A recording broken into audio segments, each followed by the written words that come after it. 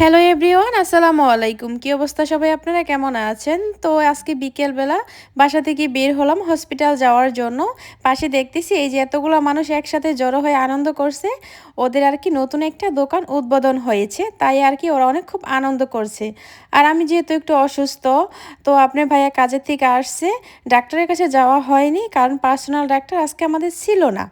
তাই এখন সরাসরি আমি ইমার্জেন্সিতে হসপিটালে চলে যাচ্ছি। তো বাসা থেকে বের হলাম আর এখন বাসের জন্য ওয়েট করেছিলাম, তো বাস চলে আসছে। এখন বাসে করে আমি হসপিটাল যাচ্ছি।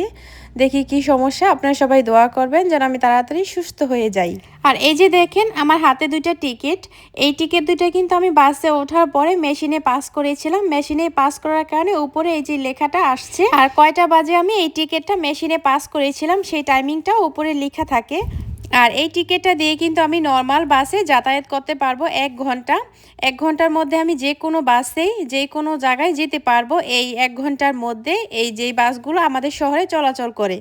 তো আমি বলতে বলতে হসপিটালে তো চলে এসেছিলাম। এই যে দেখেন উপরে কিন্তু বড় করে লেখা আছে পড়ন্ত কোর্স অফ ইমার্জেন্সি, যে ইমার্জেন্সি যদি কেউ অসুস্থ হয় তখন দেখা যাবে এইখানে চলে আসতে হবে।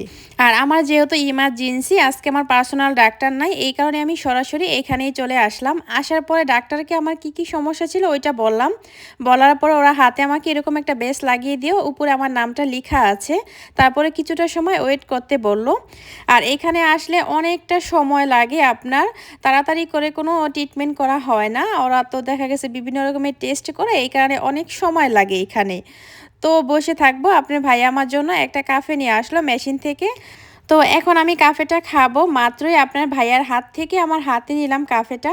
এর মধ্যেই ডাক্তার আমাকে ডাকছে, আমাকে কিছুটা চেক আপ করবে, কিছু টেস্ট করতে দিবে, এই কারণে।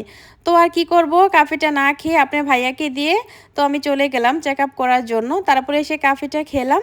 এরপরে যা যা টেস্ট করা, যা যা করার প্রয়োজন ছিল সেগুলো আর কি করেছে। তো যেই মেডিসিনগুলো দেওয়া দরকার ছিল সেগুলো দিয়েছে। আর এখন কিন্তু রাত্র 12:30টার মতো বাজছে। তো এখন আমি বাসায় চলে যাচ্ছি। আর এর মধ্যে হসপিটালে থাকা কোনো ভিডিওই আমি করিনি।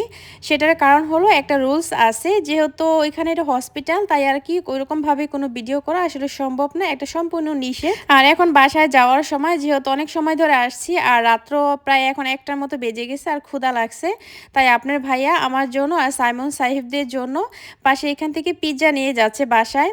আর আমার ছেলে দুটো এই যে দেখলেন, আপনারা ভিডিও কলে কথা বলছে, আপনার ভাইয়া এত রাত্র হয়ে গেছে তারপর ওরা ঘুমায়নি, আমাদের জন্য ওয়েট করছে যে মাম্মি অসুস্থ, কখন হসপিটাল থেকে বাসায় আসবে।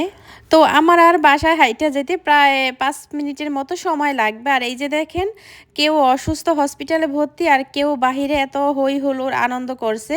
তো বলতে বলতে আমি বাসায় চলে আসলাম। আর এখন দেখেন সাইমন পিৎজা দেখে মাশাআল্লাহ খুব খুশি। তো আজকে এই পর্যন্ত, আল্লাহ হাফিজ।